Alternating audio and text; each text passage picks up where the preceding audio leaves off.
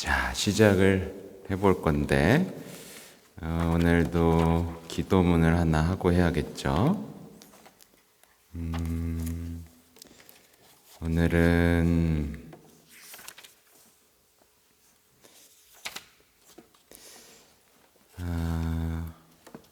우리 삼덕성으로 한번 같이 해볼 건데 255쪽입니다. 제 쪽수가 조금 다를 수는 있는데 삼덕송이라고 나와요. 찾으셨어요? 네, 제가 읽어드리면서 오늘의 교육을 시작하겠습니다.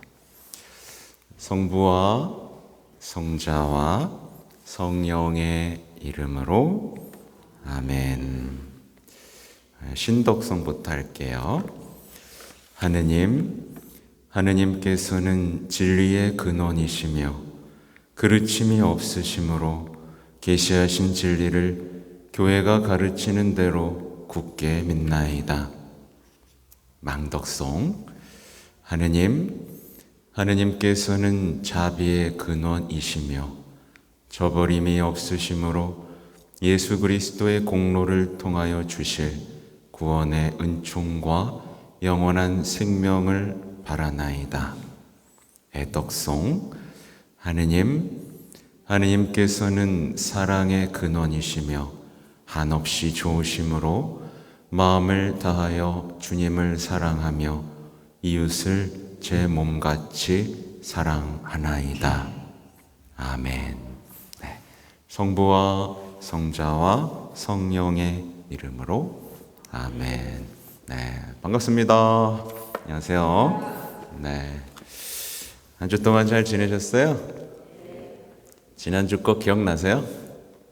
네, 지난주에는 우리가 종교가 필요한 우리라는 파트를 배웠어요. 아무리 종교가 필요 없다고 하더라도 사람은 누구나 이제 종교가 필요하고, 아무튼 뭐 그런 얘기를 했는데 오늘은 조금 무거운 주제일 수도 있습니다. 제목이 뭐냐면 우리가 내려야 할 결단이라는 파트예요. 좀 무겁죠? 이관데 벌써부터 어떤 결단을 내리기를 청하고 있어요. 그러니까 뭔가를 끊으란 얘기고, 내가 그동안 내 삶의 어떤 기준으로 삼았던 막 섞여 있을 거 아니에요. 예를 들면 뭐 이런 거죠. 힘들면 내가 조상묘를 잘못 썼나? 뭐 예를 들면 이런 거. 일이 갑자기 안 풀리면 이게 내가 뭐 무슨 마가 꼈나? 뭐 해가지고 어디 가서 기도를 해야 되나? 뭐 이런 삶의 기준들이 하나씩 있죠. 갑자기 열심히 했는데 뭐 실패를 한다거나 뭔가 그죠? 뭔가 잘못되어 가는 일들이 있을 때 뭐 별걸 다 붙이죠. 무슨 머피의 법칙 그죠? 온갖 것들을 막 갖다 붙이는 혼합된 어떤 다 복잡다단한 생각들 속에서 이제 그 모든 것들을 끊어버리고 한번 결단을 내려보겠다라는 아주 중요한 시기에 와 있습니다. 그래서 오늘 학습 목표 1번은 신앙을 새로운 삶의 기준으로 삼는다예요. 그러니까 새로운 삶의 기준인 거죠. 그러니까 말 그대로입니다. 이제 그동안에 방금 설명했던 것처럼 내 기준이 오락가락 했다면, 이때는 이렇고 저럴 땐 저렇고, 그죠? 그렇게 방향을 찾을 수 없었다면 이제 신앙에서 기준을 찾는 것. 그리고 2번은 천주교 신앙에 반대되는 행위를 끊어버린다. 한번 용기 있게 끊어보는 겁니다. 그리고 천주교에서 드리는 조상제사의 올바른 의미를 이해한다가 이제 오늘은 이것까지만 목표를 이루면 됩니다. 근데 제가 다시 한번 강조드리지만 이 교리서는 예비신자 교리서이고 더 깊이 있는 내용들도 많이 있다. 그러나 여러분과 만나는 시간마다 저는 웬만하면 이 교재를 벗어나진 않을 거예요. 벗어나진 않을 거. 어차피 이 교제를 저는 신뢰하는 겁니다. 주교님들이, 머리 좋은 주교님들이, 머리 좋은 박사들이 우리에게 가장 좋은 알맹이들을 곱씹어서 실어놨다는 걸 우선 신뢰하고 여러분하고 함께 할 거니까 오늘도 마음을 활짝 좀 열어보시고 출발을 하겠습니다. 자, 읽어보면서 갈게요. 오늘날이 비록 과학시대라고 하지만, 다들 뭐 이성주의적이죠? 합리적인 것들, 과학만능주의 시대에 우리 살고 있죠, 그죠? 과학으로 뭐든지 설명할 수 있다라는 어떤 신념 속에서 우리 인류는 모든 어려움을 과학으로 극복할 수 있을 것이라는, 일종의 심리학도 과학이죠, 그죠? 어떤 통계학이기도 하고, 그죠? 아무튼 뭐 과학 시대라고 하지만 경제 불안과 사회적 불안이 계속될 때면 인간 심리를 교묘하게 이용하는 악의 유혹과 미신 행위, 그리고 사회 병리적 현상들이 많이 생깁니다. 이상한 거예요. 과학 시대이고 이성적이라고 하지만 뭔가 사회적으로 불안해지기 시작하면 사람들은 미신 행위를 찾습니다. 특히 그 똑똑하다는 대학생들 사이에서 유행하는 게 뭐예요? 타로 같은 거죠. 과학적 사고하고 전혀 상관이 없지만 그냥 받아들여집니다. 또 그렇게 똑똑하다는 대학생들이 가장 많이 빠지는 종교가 신천지. 이상하죠? 이상하죠? 과학적이라고, 이성적이라고 하지만 이상하게 어떤 그 불안 속에서는 뭔가를 믿고 싶은 거예요. 제가 그 사이비 종교, 옛날에 그 종교 영화도 있었는데, 이 사이비 종교에 빠졌던 사람은 잘 못 부지면 되잖아요, 그죠? 그 사람이 마지막에 했던 얘기를 저는 계속 보면서도 안타깝지만 되뇌이게 되는데, 뭐냐면 그거 가짜야, 너 속은 거라고 막 혼내는데 그 아이가 마지막으로 하는 말이, 엄마, 가짜여도 괜찮아. 난 가짜여도 지금 이렇게 사는 게 행복해. 그러니까 좀 놔둬. 제발 좀 놔둬. 이거였어요. 소름이 막 돋는 겁니다. 그래서인지 시한부 종말론을 따르는 사람들이 늘어가고, 왜겠어요? 악에 대한 실망 때문이겠죠. 아, 이렇게 세상이 악한가? 선이 설 자리가 없구나. 그러니까 그래, 이 세상은 망할 거야. 그래, 망한다면 어떻게 해야 되지? 뭐 이런 온갖 복잡한 불안감이 이런 것들을 만들어내기 시작하고, 종말론이 그리스도교에도 있긴 해요. 근데 그 종말은 어떤 공포의 종말이 아닙니다. 그게 아니라 더욱더 우리의 삶을 끌어올릴 수 있는 희망, 지금 이 자리에서 더 사랑하고 더 충실히 살아갈 수 있는 희망의 메시지가 종말론이지, 종말이 오니까 여러분 이제 뭐 이런 게 아니에요. 사람이 들어가고 미래에 대한 불안, 정서적 불안정에 시달리기도 합니다. 올바른 삶에 대한 가치 기준도 흐려져서 물질, 명예, 쾌락 등에 집착하는 사람도 많습니다. 그러니까 모든 게 흔들리니까, 뭐 인생 뭐 있어? 알코올이지 뭐 이러면서 그냥 뭐 지금 이 순간을 즐기는 게 마치 쿨한 것, 잘 사는 것, 뭐 이런 것에 대한 가치관들이 공유되고 이제 있는 현상들. 또 뭔가 불안하니까, 이 불안할 땐 그래도 돈이 최고인 것 같아, 명예가 최고인 것 같아, 이렇게 끊임없이 거기에 욕망을, 인생을 다 걸어버리는 케이스들도 있죠. 근데 사실 증명된 게 뭐예요? 이런 거에 집착한 사람들이 행복해진 거 보셨어요, 여러분? 뭐 적당히 가지면 행복할 것 같지만 사람이 대부분 적당히 가나요? 못 가요. 못 갑니다. 어느 정도 성숙한 신앙인은 이 물질과 그러니까 물욕, 어떤 다양한 욕구들하고 그 중간선에 쓸 수 있는 어떤 뭐랄까요? 그걸 이제 불편심이라고 표현하는데 가난과 부유함 중간 속에서도 평화를 이룰 수 있는 사람이 될 수 있는데 대부분의 경우는 이제 돈을 추구하다가 갑자기 잃어버리면 이제 뭐 인생을 잃어버린 것처럼 뭐 그런 경우들도 있죠. 이런 상태에 있는 이들이 미래를 예측할 수 있다는 운명론이나 이게 뭐예요? 멋있게 말해서 운명론이지 어디 가는 거죠? 점집 가는 거죠. 점집 가는 거죠. 집단적인 광신 행위에 쉽게 빠지기도 합니다. 저는 오늘날의 약간 집단적인 광신 행위 중에 하나가 너무 일반화돼서 사람들이 뭐 인정하지는 않겠지만 어떤 심리학이나 이런 것들의 광풍이 그 부분 중에 하나라고 저는 진단을 합니다.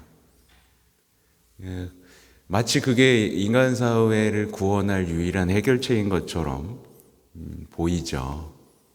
그래서 얼마 전에 그 풀소유로 드러난 몰라요. 그게 진실은 뭔지 모르겠지만 사실 스님으로서는 좀 아니죠. 네, 우선 소유도 문제지만 그분이 개발한 뭐 어플 같은 걸 보면 온갖 잡동사니들이 다 들어갑니다. 네, 불교의 가르침이 아니라 뭐 타로도 있고 별게 다 있어요. 그러니까 이제 말하자면 장사꾼이었던 거죠.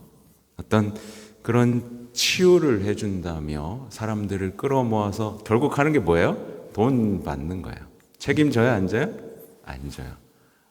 어떤 집단적 광신행위에 이 사회가 지금 병들어가고 있다라는 거.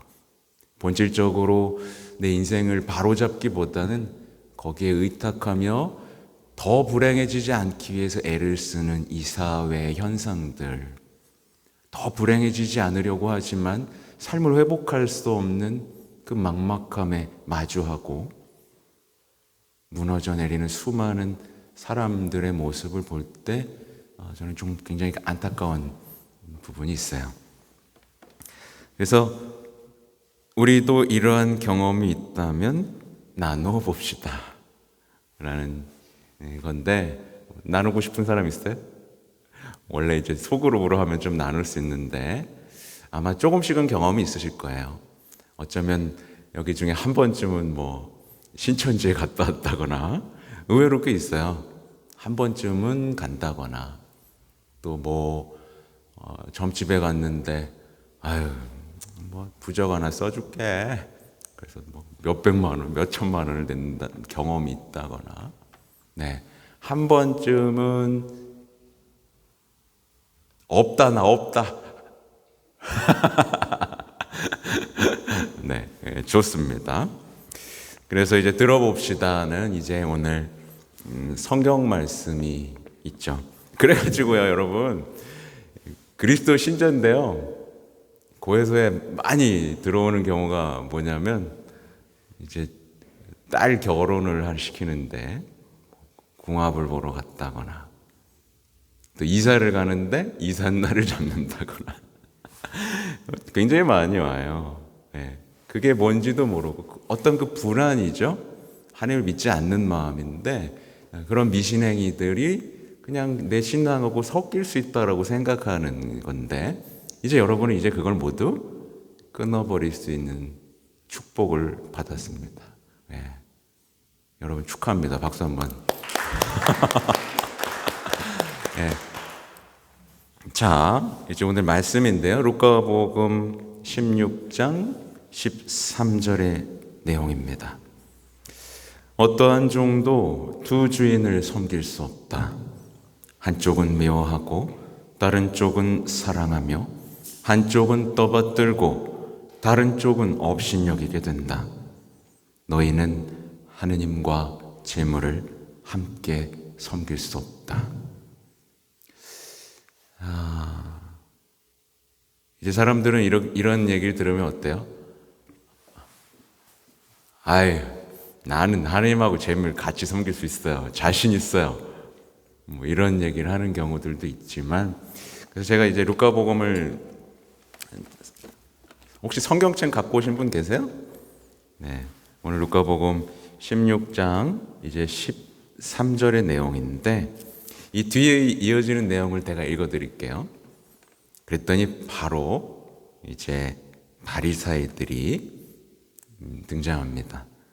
돈을 좋아하는 바리사이들이 이 모든 말씀을 듣고 예수님을 비웃었다. 네. 바로 비웃죠. 그러자 예수님께서 그들에게 이르셨다. 너희는 사람들 앞에서 스스로 의롭다고 하는 자들이다. 그러나 하나님께서는 너희 마음을 아신다. 사실 사람들에게 높이 평가되는 것이 하느님 앞에서는 혐오스러운 것이다. 이런 말씀이 있습니다. 저는요, 사실은 제가 이제 사목자로서 꽤 지냈잖아요. 사람의 마음을 어떠한 강의로도 바꿀 수 없다라는 걸 저는 알고 있습니다. 그래서 제 힘에 의지하지 않으려고 오늘 좀 많이 생각해 보게 돼요. 최근에 이제 하나 더 읽어드리면서 이제 뒤로 가고 싶은데, 바오로 사도의 이야기를 해드리려고 해요. 성경 말씀을 한 번 더 읽어드리려고 합니다. 이제 바오로 사도가 이제 로마 신자들에게 보낸 서간, 그러니까 편지가 있어요. 그러니까 당시에 우리가 생각해 볼 수 있죠. 당시에 로마 사회는 현대 사회에 약간 비슷해 보이죠? 법들도 아주 잘 정돈돼 있었고, 계급도 잘 정돈돼 있고, 근데 적당히 또 많이 타락했죠? 어떤 그런 사회 속에서 살아가는, 그리고 아무래도 좀 더 많이 이성적이었던 것 같죠, 그죠? 이런 사람들을 향해, 거기 있는 그리스도 신자들을 향해, 또 믿지 않는 사람들을 향해 뭐라고 말했는가 한번 들어보는 것도 우리에게 좋을 것 같아요. 제가 좀 읽어드릴 테니까 눈을 감으셔도 되고, 네, 집중해서 한번 들어보십시오. 바오로 사도가 왔다 라고 생각하고 하나님의 말씀을 한번 들어보시기 바랍니다. 나는 복음을 부끄러워하지 않습니다. 복음은 먼저 유다인에게 그리고 그리스도인에게 믿는 사람이면 누구에게나 구원을 가져다 주는 하느님의 힘이기 때문입니다. 복음 안에서 하느님의 의로움이 믿음에서 믿음으로 계시됩니다. 이는 성경에 의로운 이는 믿음으로 살 것이다 라고 기록된 그대로입니다. 불의로 진리를 억누르는 사람들의 모든 불경과 불의에 대한 하느님의 진노가 하늘에서부터 나타나고 있습니다. 하느님에 관하여 알 수 있는 것이 이미 그들에게 명백히 드러나 있기 때문입니다. 사실 하느님께서 그것을 그들에게 명백히 드러내 주셨습니다. 세상이 창조된 때부터 하느님의 보이지 않는 본성, 곧 그분의 영원한 힘과 신성을 조물을 통하여 알아보고 깨달을 수 있게 되었습니다. 따라서 그들은 변명할 수가 없습니다. 하느님을 알면서도 그분을 하느님으로 찬양하거나 그분께 감사를 드리기는커녕 오히려 생각이 허망하게 되고 우둔한 마음이 어두워졌기 때문입니다. 그들은 지혜롭다고 자처하였지만 바보가 되었습니다. 그리고 불멸하시는 하느님의 영광을 썩어 없어질 인간과 날짐승과 네발짐승과 길짐승 같은 형상으로 바꾸어 버렸습니다. 그리하여 하느님께서는 그들이 마음의 욕망으로 더럽혀지도록 내버려 두시어 그들이 스스로 자기들의 몸을 수치스럽게 만들도록 하였습니다. 그들은 하느님의 진리를 거짓으로 바꿔버리고 창조주 대신 피조물을 받들어 섬겼습니다. 창조주께서는 영원히 찬미를 받으실 분이십니다. 아멘.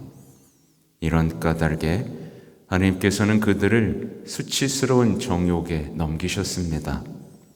그리하여 그들의 여자들은 자연스러운 육체 관계를 자연을 거스리는 관계로 바꿔버렸습니다. 남자들도 마찬가지로 여자와 맺는 자연스러운 육체 관계를 그만두고 저희끼리 세교욕을 불태웠습니다. 남자들이 남자들과 파렴치한 짓을 저지르다가 그 탈선에 합당한 대가를 직접 받았습니다. 그들이 하느님을 알아 모시려고 하지 않았기 때문에 하나님께서는 그들이 분별 없는 정신에 빠져 부당한 짓들을 하게 내버려 두셨습니다. 그들은 온갖 불의와 사악과 탐욕과 악의로 가득 차 있고 시기와 살인과 분쟁과 사기와 악덕으로 그득합니다. 그들은 험담꾼이고 중상꾼이며 하느님을 미워하는 자고 불손하고 오만한 자며 험풍쟁이이고 모략꾼이고 부모에게 순종하지 않는 자며 우둔하고 신의가 없으며 비정하고 무자비한 자입니다. 이와 같은 짓을 저지르는 자들은 죽어 마땅하다는 하느님의 법규를 알면서도 그들은 그런 짓을 할 뿐만 아니라 그 같은 짓을 저지르는 자들을 두둔하기까지 합니다. 네. 마치 이 시대를 향해 말하는 듯한 바오로 사도의 얘기죠. 놀랍지 않습니까? 이 시대를 향한 어떤 말씀처럼 보이는 건 말씀이 살아있고 세상 끝날까지 우리에게 생명을 주는 말씀이기 때문이죠. 그래서 보면 여러분 재밌는 현상이 있어요. 제가 아까 강론 썼다가 하진 않았는데 재밌는 현상 중에 하나가 세상을 보세요. 세상은 무슨 짓을 해도 이상하다고 하지 않아요. 그렇죠, 이제. 그 사람이 점집을 가든, 타로를 보든, 사탄을 숭배하든, 그럴 수 있지. 보통 얘기합니다. 그죠? 근데 굳이 나 이제 성당 다닐 거야. 나 이제 예수님 믿을 거야. 라고 하면 얼굴을 찌푸립니다. 네. 오늘날 세상의 반응이에요. 이상하죠? 여러분도 아마 한 번쯤 이제 경험하게 될 겁니다. 앞으로. 그러니까 하느님을 이제는 더 이상 가려버린 세상이 됐는데 한번 이제 풀어봅시다로 들어가 볼게요. 우리는 하루 동안 수없이 많은 판단을 하고 선택을 합니다. 맞죠? 예전에 그래서 이거 알면 오래된 사람인데 그래 결심했어. 그래서 빠밤 그죠? 결심에 따라 인생이 바뀌죠, 그죠? 근데 결심하는 기준은 각자 달라요, 그죠? 아무튼 그 얘기를 해요. 어느 것을 선택하느냐, 어떤 일을 먼저 하느냐, 어느 것이 더 중요하느냐 등등 판단에는 기준이 있기 마련입니다. 여러분은 주일 저녁 쉬고 싶었는데 그래도 여기 오는 것을 선택하셨고 다른 급한 일이 있었을 분들도 있지만 여기 오는 것을 먼저 해야겠다라고 생각하셨습니다. 또 다른 어떤 것들이 내 삶에 중요할 수도 있지만 예수님에 대해서 좀 배우는 게 더 중요하다라고 생각했겠죠. 예비 신자분들도 있지만 여기는 다 세례받은 분들도 왔습니다.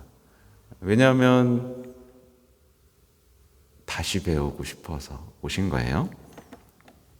그런데 신앙을 갖게 되면 누구나 기준에 따라 판단하지만 그 기준은 사람마다 다릅니다. 그래서 여러분의 기준이 뭐예요? 보통은 아빠, 엄마들은 내 기준은요 가족이에요. 이럴 수 있죠. 내 기준은 무조건 행복해야 돼요. 내 기준은 무조건 나예요. 이런 사람들이 있겠죠. 항상 기준이 있기 마련이에요. 근데 신앙을 갖게 되면 신앙이 삶의 기준이 되고 아울러 새로운 가치관이 정립되어 올바른 삶을 살 수 있습니다.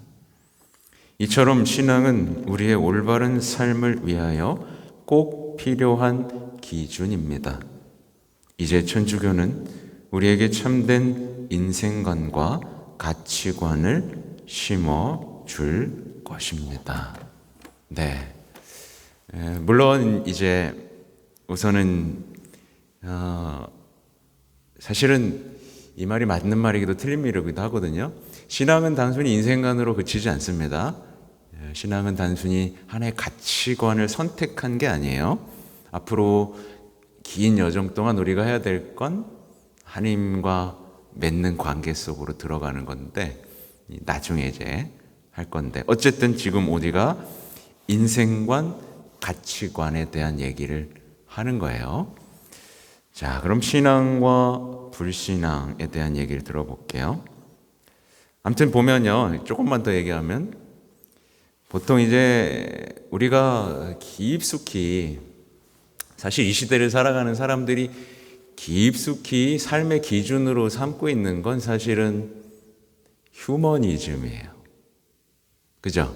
휴머니즘입니다. 인간의 자유, 가족의 행복 이런 것들이 기준이죠. 근데 이상하죠? 그걸 기준으로 삼았는데 벽이 느껴지는 건 왜일까?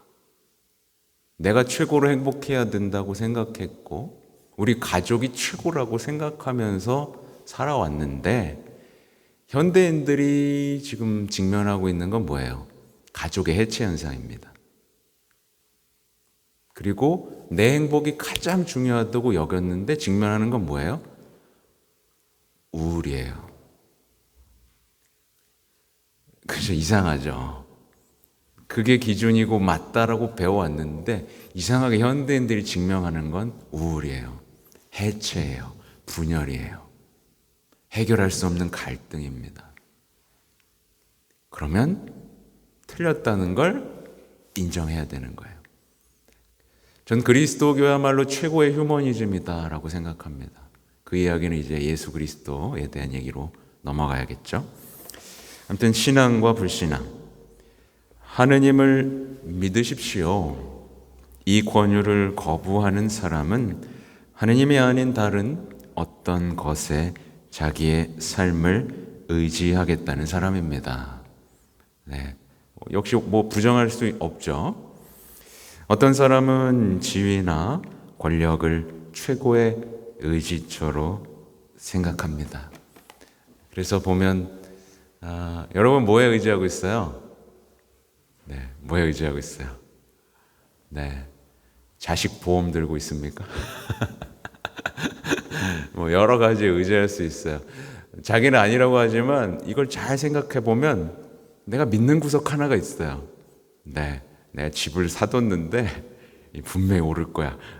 네, 예를 들면 이런 거에서부터 내 자식이 지금 공부를 잘하고 똑똑하니까 반드시 내가 늙었을 때 책임져 줄 거고 효도할 거야.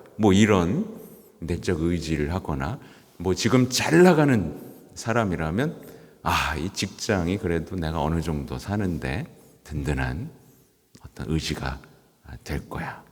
이런 게 있습니다. 또한 돈이면 다 된다. 돈이 최고다. 하고 말하는 이들에게는 돈이 바로 믿음의 대상입니다. 부정할 수 있나요? 그래서 아까 말한 거예요. 하느님과 재물은 함께 섬길 수 없다. 네. 그러면 하느님을 섬기면 죽도록 가난하게 살아야 되느냐? 그건 아니고, 네. 또 어떤 사람은 내 사정을 귀신같이 알아맞히는 점쟁이가 차라리 더 믿을 만하다 라고 말합니다. 이러한 생각들 때문에 얼마나 많은 사람들이 결국 인간적인 실망과 좌절을 겪게 되고 터무니없는 미신행위와 잘못된 운명론에 의존하면서 살아가고 있는지요. 네, 이제 근근히 어떤 이런 것들에 의지해서 살아가게 됩니다. 우리가 하느님을 믿는다는 것은 하나님께 우리의 모든 것, 삶과 죽음까지 온전히 맡기는 것입니다. 또한 마음을 다하고 생각을 다하고 힘을 다하여 하나님을 사랑하고 이웃을 내 몸같이 사랑하겠다는 참으로 신앙인답게 살아가겠다는 약속입니다. 우리가 이렇게 살 때 하나님께서는 우리가 드린 사랑을 훨씬 뛰어넘는 평화와 기쁨, 참된 행복을 주십니다. 그렇게 되려면 우리는 다음과 같은 과감한 결단을 내려야 합니다. 그래서 여러분, 오늘의 주제가 결단이잖아요. 그래서 오늘 오늘은 많은 걸 요구하는 게 아닙니다. 오늘 여러분에게는 그동안 세상에 떠도는, 예를 들면 TV만 켜면 나오는 온갖, 그래서 보면 여러분 요즘에 영화들이 많고, 영화들이 세계관이라는 표현을 많이 쓰잖아요. 세계관. 네. 그래서 요즘에는 정말 다양한 세계관이 존재합니다. 근데 조금씩은 다 그럴듯해요. 특히 요즘에는 이상하게도 흥미로운 현상들이 좀 벌어지는데, 어떤 현상이냐면 죽음 이후에 어떤 저도 잘 안 봤는데 도깨비 같은 경우 많이들 봤죠? 도깨비 같은 경우도 와가지고 그쵸? 저승사자 맞나요? 맞나? 이제 안 봐가지고 저승사자 얘기도 나오고, 또 최근에 무슨 소문 있죠, 그죠? 네, 그래서 악귀를 특히 요즘에 악귀와의 대결에 대한 내용들이 꽤나 많이 나오고 있죠. 그러니까 사람들이 내면에서 갖고 있는 게 뭐냐면 악은 있는 거예요. 뭔가 악이 있는 거예요. 우리가 이해할 수 없는 뭔가 악이라는 존재가 뭔가 있는 것 같아. 그래서 이게 빨리 처단해 줬으면 좋겠는 욕망이 거기 이제 대중문화 속에 들어가는 거거든요. 그러니까 이 시대가 TV를 보면요, 이 시대의 사람들이 뭐에 대한 갈증을 느끼고 있는지를 아주 분명히 드러내 줍니다. 그래서 요즘에 나오는 드라마의 주제들이 대부분 뭐예요? 복수예요. 심판이에요. 복수 대행 서비스도 하잖아요. 그죠? 그러니까 오늘날의 사람들은 아주 꼴 보기 싫은 사람들이 많은 겁니다. 그래서 그걸 해결해 줄 어떤 해결사들, 퇴마사에서부터 현실적으로는 어떤 정치적 심판, 이런 것까지 욕망이 가득하죠. 근데 거기에 딱 붙잡혀 있는 사람이 행복한 거 보셨어요? 행복한 거 보셨어요? 아니요. 불만만 쟤는 저래서 불만 쌓이, 그 세계관에 갇히면 이제 나의 인생에 대해 어두워져 버립니다. 비판하는데 신이 나는데 정작 자신의 삶을 바로 세울 수 있는 힘이 있느냐? 아니에요. 자기 자기 가족과 내면에서 벌어지는 일조차도 해결하지 못하는 비참함과 마주하게 됩니다. 네, 이게 현실이에요. 그렇게 악마는 우리의 시선을 빼앗아 간 다음 그것에 쾌감을 느끼도록 뽑지만 정작 내가 사랑해야 될 사람조차 사랑하지 못하고 정작 행복해져야 될 나 자신조차도 어떻게 행복해져야 되는지 모르는 인생의 미로 속에 가둬버립니다. 네. 그러니까 세상이 제시하는 인생관과 가치관이 과연 지금의 나를 이 자리에서 바로 서게 하는지를 똑똑히 보셔야 돼요. 똑똑히 보셔야 돼요. 네. 그거에 대해서 인정하고 나면 결단을 내리기가 조금 쉬워집니다. 네, 조금 쉬워져요. 맞아. 생각해보니까 내가 믿고 살아온 게 나한테 득된 게 별로 없어. 네. 이거는 어떤 분들이 더 많이 느끼냐면 이제 연령대가 올라갈수록 더 많이 느끼게 됩니다. 왜냐하면 믿어왔던 것과의 결별이 일어나거든요. 누군가는 건강을 믿어왔는데 건강도 잃고요. 사람을 믿어왔는데 사람도 잃고요. 네, 뭐 직장을 믿어왔는데 직장도 잃고요. 다 잃어버리게 됩니다. 조금씩 내가 믿어왔던 것이 영원하지 않다는 것과 대면하면서부터 인생이 혼란에 빠지면서 특히 이제 우리나라 같은 경우는 중년, 이제 40대까지 많이 내려왔는데 자살률이 굉장히 높죠. 예. 그래서 오늘은 미신행위만 끊겠다는 결단만 해도 성공이기 때문에 자, 미신행위 거부. 첫째, 하나님께 자신의 모든 것을 내맡기기로 다짐한 우리는 이 말이 무슨 뜻인지 아직 우린 이해 못해요. 하나님께 나를 내맡긴다는 게 뭔지 몰라. 그러나 돈이나 권력을 우상으로 섬기거나 미신행위를 하는 것을 바로 중단해야 합니다. 자기 인생에 대하여 자신이 없고 자기 운명을 개척하려는 의지가 없는 사람들이 점술과 운명론에 의존하면서 팔자 타령을 합니다. 아이고 내 팔자야. 내가 전생에 무슨 잘못을 했길래 너 같은 걸 내가 만나가지고 뭐 이렇게 되는 거죠. 네, 한 번쯤 이런 말 해봤죠? 네, 팔자 타령. 네, 미신이나 점술 등은 사람을 미혹하여 올바르지 않은 길로 유인할 뿐만 아니라 해를 끼칠 수 있으므로 이러한 술책에 빠지지 않도록 깨어 있어야 합니다. 사실 여러분, 예전에 제가 우리나라에서 특집으로 누가 잘 맞추는지를 조사한 적이 있어요. 아세요? 전국의 무당들을 표본을 채취해가지고. 근데 이제 대부분 못 맞춥니다. 흉내를 내요. 근데 아주 기가 막히게 맞히는 사람들이 가끔 나타납니다. 기가 막히게. 그냥 다 맞춰요. 네. 여러분, 갈 거야, 안 갈 거예요? 가고 싶어요, 안 가고 싶어요? 여러분, 그걸 기억하셔야 돼요. 이제, 쉽게 말해서, 가톨릭 세계관 안에서는 이 무당이나 점술가들은 다 악한 영입니다. 악한 영은 이제 영적 존재이기 때문에 그 사람에 대해서 누구보다 잘 압니다. 그 사람의 과거를 맞추기도 하는 건 분명하고 그 사람이 가장 그리워하고 애착하는 것도 알고 있습니다. 그래서 때때로는 어떻게 돼요? 빙이 돼가지고 내가 그토록 보고 싶던 엄마가 막 나에 대해서 모든 걸 엄마가 막 나타나서 나랑 대화해 주기도 하고. 네. 왜요? 사로잡기 위해서.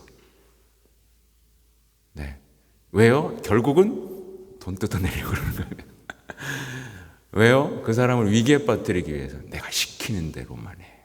이 사람하고 결혼해. 노예로 만드는 겁니다. 한 번 그게 맞으면 이제 그 사람 어떻게 해야 되죠? 한 번 맞으면 그때부터는 끝난 거예요. 뭘 하라고 해도 합니다. 예, 명동에 가서 빤스바람에 춤을 추라고 해도 합니다. 왜? 됐으니까. 그죠?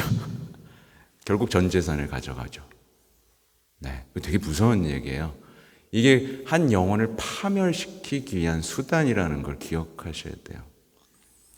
하느님의 사랑을 모르는 사람들은 인간이 하는 그럴듯한 말에, 또 통계학적이라고 하면서 과학을 가장하는 말에, 그리고 순전히 인간적인 확신에서 얻어진 결론들의 모든 것을 걸고 살아가기 마련입니다. 네, 이게 지금 현대인들의 모습이죠. 통계학적이라고 하는 과학이 가정하는 말에 이 뭐예요? 이제 관상, 손금, 그런 것들이죠. 또 인간적인 확신에서 얻어진 결론. 요즘에 유튜버들을 보면 자기 철학을 얘기하는 사람들이 굉장히 많죠. 제가 악플만 몇 번 받아보니까요, 이런 게 인생인 것 같아요. 이런 식의 굉장히 그럴듯한 인간적인 결론으로 사람들에게 호소력 있게 하면서 하는 사람들도 많고, 그렇죠? 인간적인 확신. 결국에 유명한 강사들이 하는 말은 제가 인생을 살아보니까요 하면서 이제 음악 깔리죠, 한번? 우리 한번 이렇게 해줘 볼까요? 그러면서 눈물을 쏙 빼놓죠.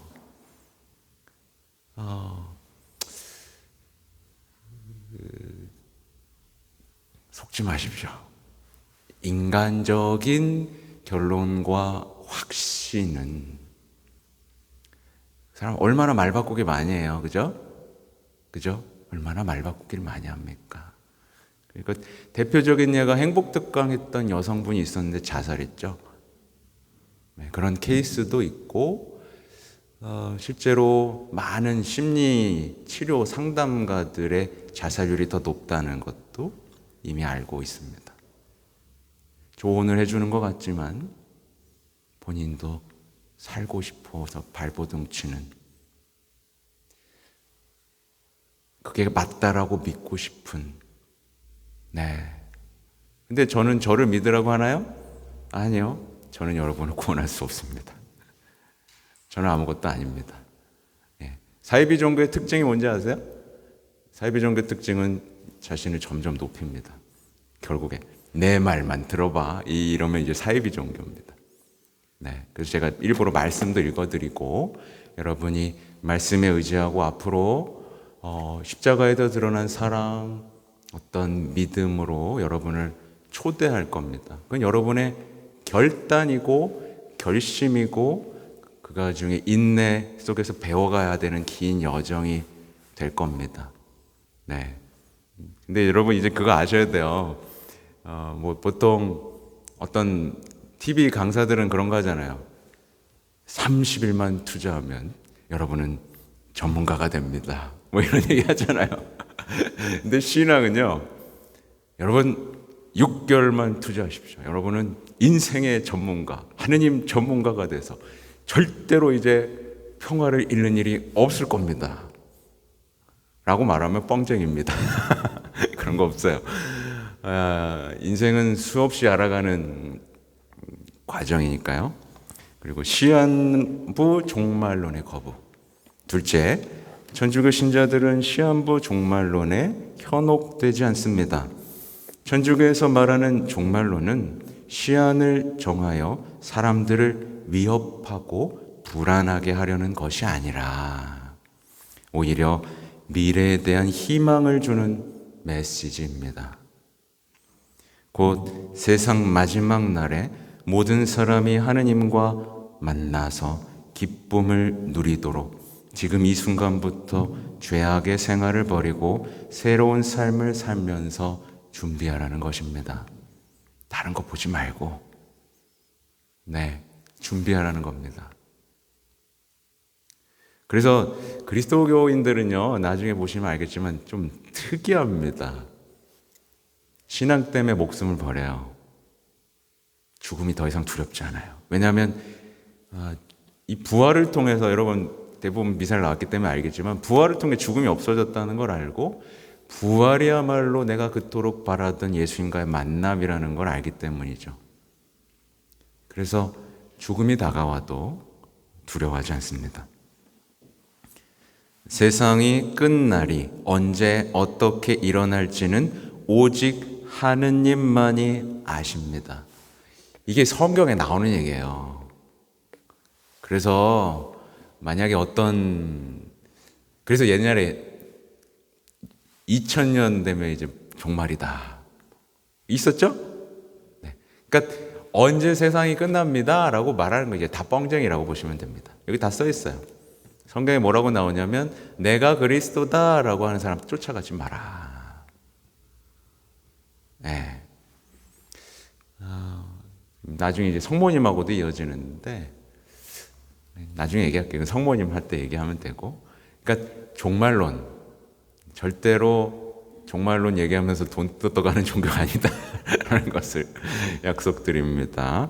아무튼 종말은 하느님만 아신다. 다만 우리는 언제 그게 끝날지 모르기에 지금 우리가 하늘나라에 들어갈 만큼 잘 준비하고 지금 있는 사람들을 사랑하고 나만을 위해서 이기적으로 사는 삶을 포기하고 하늘나라를 준비하는 아름다운 삶을 살도록 모든 은총을 지원해 주시는 하느님 곁에서 사는 것이 그리스도교입니다. 그리고 전생과 윤회 사상의 거부인 겁니다. 여러분 전생 믿어요, 안 믿어요? 내가 전생, 또 윤회는 믿어요, 안 믿어요? 네.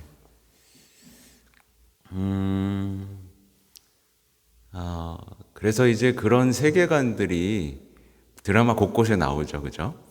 네. 전생이라는 세계관이, 뭐였지, 기억도 안 나. 영화 많죠, 그죠? 그런 영화들. 영화는 뭐 너무나 이번이 뭐 무슨 몇 번째 생에? 뭐 이런 드라마 있죠? 네. 재밌어요?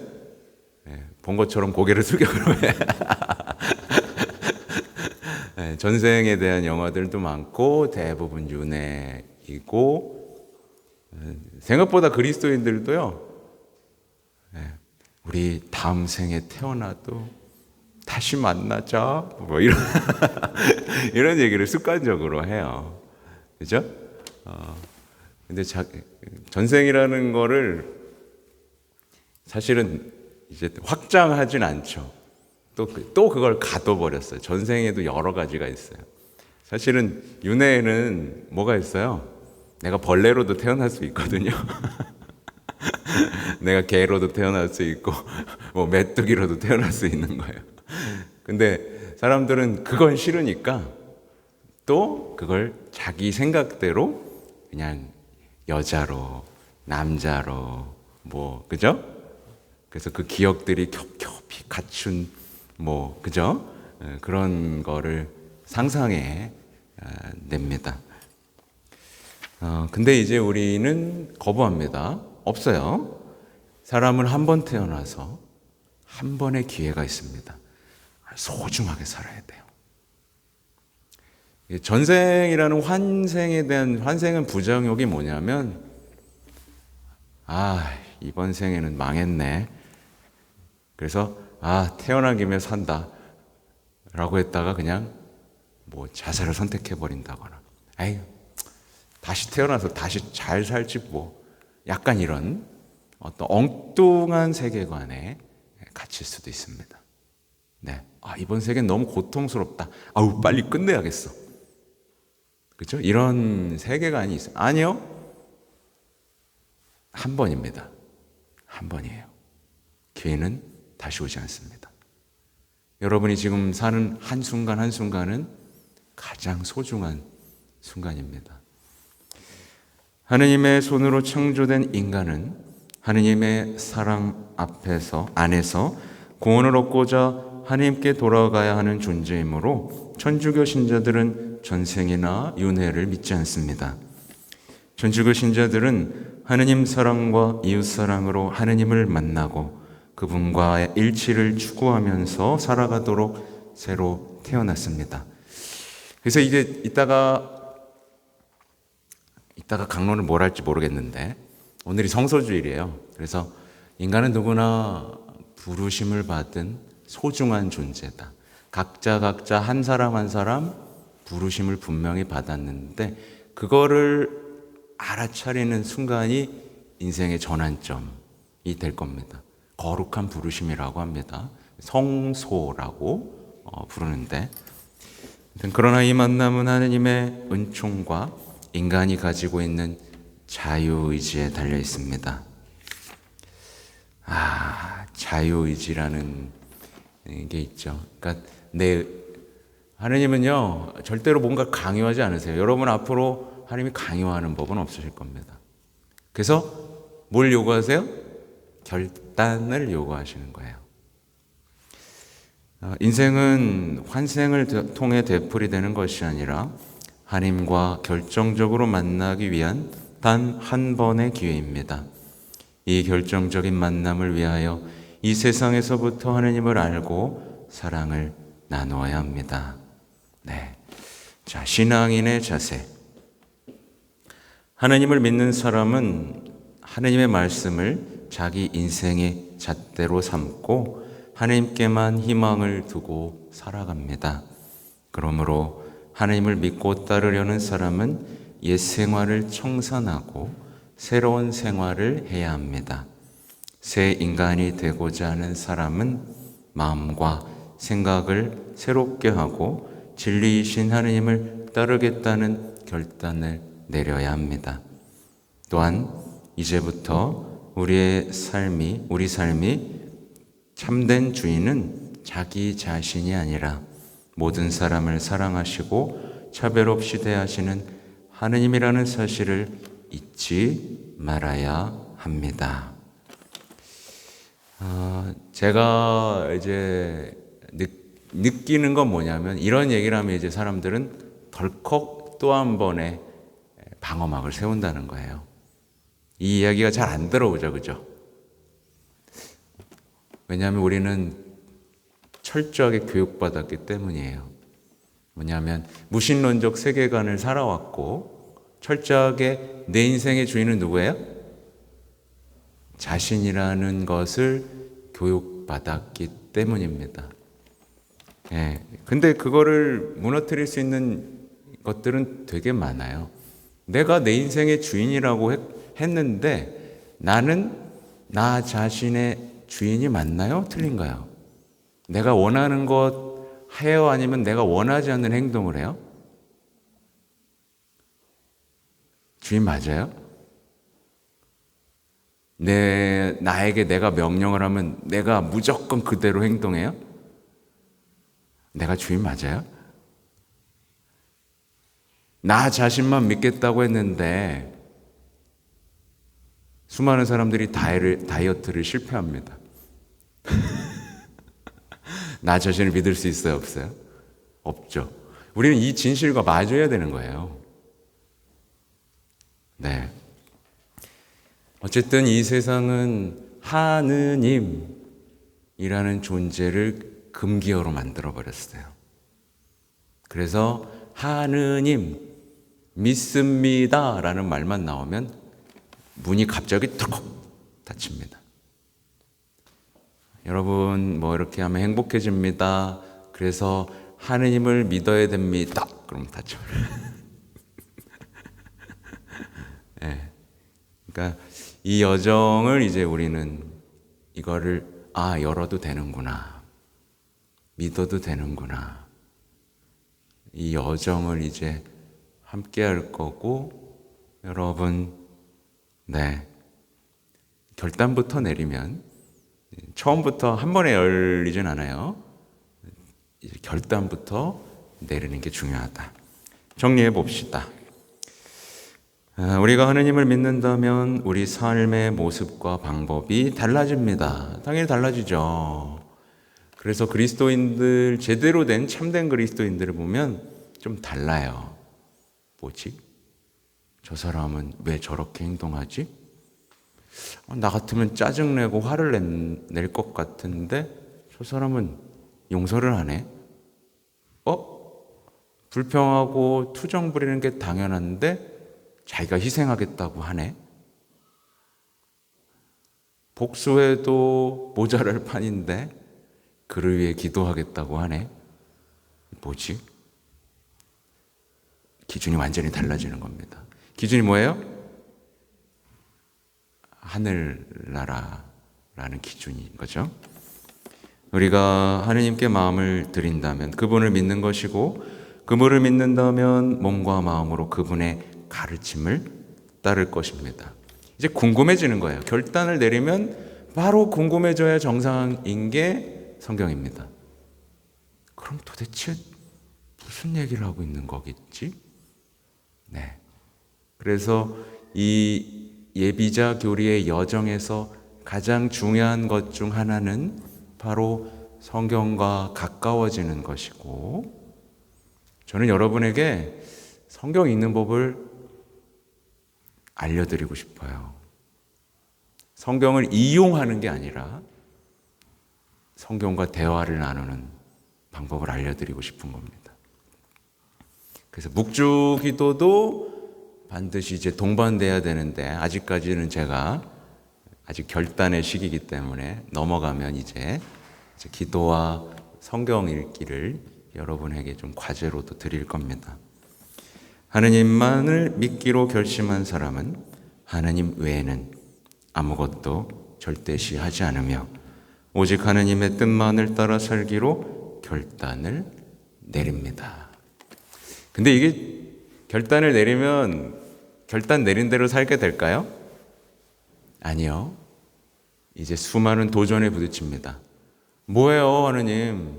나 믿었는데, 결단 내렸는데, 이게 뭐예요? 하면서 어떤 도전의 시기를 맞게 되죠. 네. 바로 그때 이제 그 도전과 마주하느냐, 에휴, 안 믿어, 돌아서느냐. 이 여정이 바로 어떤 믿음의 여정과 이제 다시 불신의 여정, 세상으로 돌아가는 여정이라고 볼 수 있겠습니다. 다짐합시다. 우리의 믿음의 대상은 오직 하느님이십니다. 그러므로 하느님에 대한 신앙에 위배되는 악의 유혹, 미신적인 모든 행위, 운명론, 점수를 따르고자 하는 사고방식과 행동을 과감히 끊어버립시다. 지금까지 우리 삶의 주인이 재물이거나 권력 또는 인간이었다면 이제부터 하느님을 주인으로 모시도록 합시다. 네. 자, 구체적으로 이제 여러분 어떻게 할 겁니까? 구체적으로 해야 될 것들은 혹시라도 이제 내가 힘들 때마다 점집을 찾았다면, 때때로 타로를 봤다면, 그리고 우리 서장훈 씨와 이수근 씨를 보면서 해왔다면 어떤 이제 그런 것들에게서 좀 멀어져 보는 게 구체적인 결단이겠죠. 또 우울할 때마다 찾아 듣는 강의가 있었다면, 그죠? 하나쯤 있죠? 네. 우울할 때마다 찾아 듣는 강의가 있었다면 끊어보는 겁니다. 그게 이제 여러분의 구체적인 결단이겠죠. 쉽지 않을 겁니다. 왜냐하면 여러분이 수십 년간 살아왔던, 그리고 경험에서 그 믿음이 굳어졌던 하나의 여러분의 일부가 될 테니까요. 그래서 신앙을 갖는다는 건 때때로는 살을 도려내는 아픔도 있어요. 뭐야, 그럼 내 인생이 틀렸다는 거야?